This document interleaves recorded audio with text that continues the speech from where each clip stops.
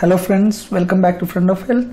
So today in this video we will be dealing with 5 questions from Forensic Medicine and Toxicology from the UPSC Medical Officer, General Duty Medical Officer and Research Officer Post exam, which was held in 2020 December 20. We have already discussed the answer key of Materia Medica, Organon, Repertory and Pharmacy of this question paper. So it covers more than 50% of the question paper. Out of 150 question, more than half of the questions were from the homeopathic subjects. So today in this video we will be dealing with 5 questions from the allied subjects, one of the allied subject, Forensic Medicine and Toxicology. So that means the question number 146 to 150. Question number 146. Consider the following statements about castration of testes done before puberty. So 1, 2, 3, 4. 4 points are there. Out of that statements, we have to select multiple correct answers. This is a typical UPSC pattern question. So we will go to the question. So one thing we have to understand before going to the 4 options, what is the essence of the question? Consider the following statements about castration of testes. That is the concept of this question. And done before puberty, one thing we have to underline. So it's not just about castration of testes, it's about done before puberty. What happens if done before puberty? Castration of testes done before puberty. So if it is done after puberty, there will be different changes, and before puberty the changes will be different. So castration of testes done before puberty. So if you are very thorough about this concept, you will be very easily selecting the correct answer. So we will see the options. First point, secondary male sex characters do not appear. Second, delayed union of epiphysis. Third, pubertal changes do not occur. Fourth, musculature is well developed. So here the first point, secondary male sex characters do not appear. That is true. If castration is done before puberty, secondary male sex characters do not appear. And delayed union of epiphysis, that is also true. And pubertal changes do not occur. That is also true. The fourth point, musculature is well developed. That is wrong. So 1, 2, 3 are correct. The option B will be the most appropriate answer. Which of the statements given above are correct? So 1, 2, 3. Option B, 1, 2, 3 is the answer. Next, 147. Match the list 1 with list 2 and select the correct answer using the code given below the list. So in list 1 there will be name of the poison, and list 2 there will be antidote. So this is a question from toxicology part of the Fm&T. So here the poison organophosphorus. Organophosphorus antidote is atropine. So A4. There are 2 options. Okay, A4 and opium. The nalorphine is the antidote. Opium. So B3. So we are almost in the answer.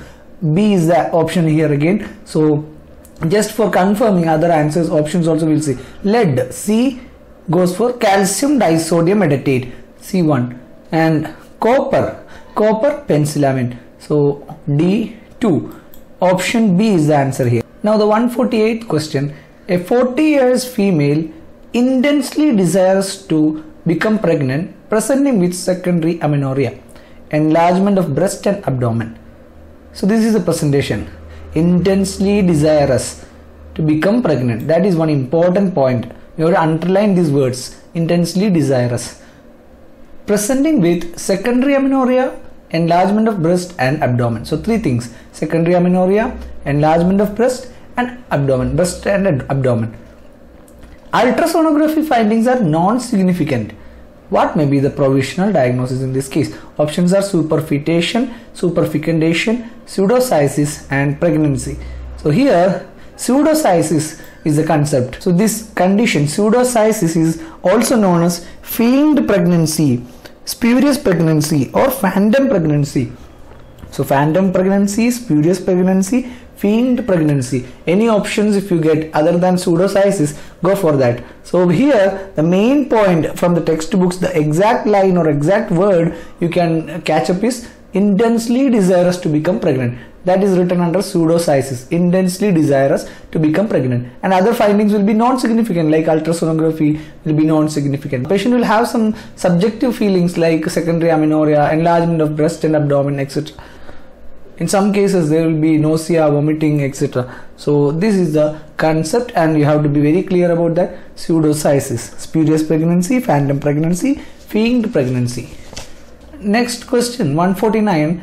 A burned person is brought to the emergency, his front and back of the chest. So this is always important whenever a burns case is presented in question format, or rule of nines is asked. You have to just notice where and all it is affected, front and back of the chest.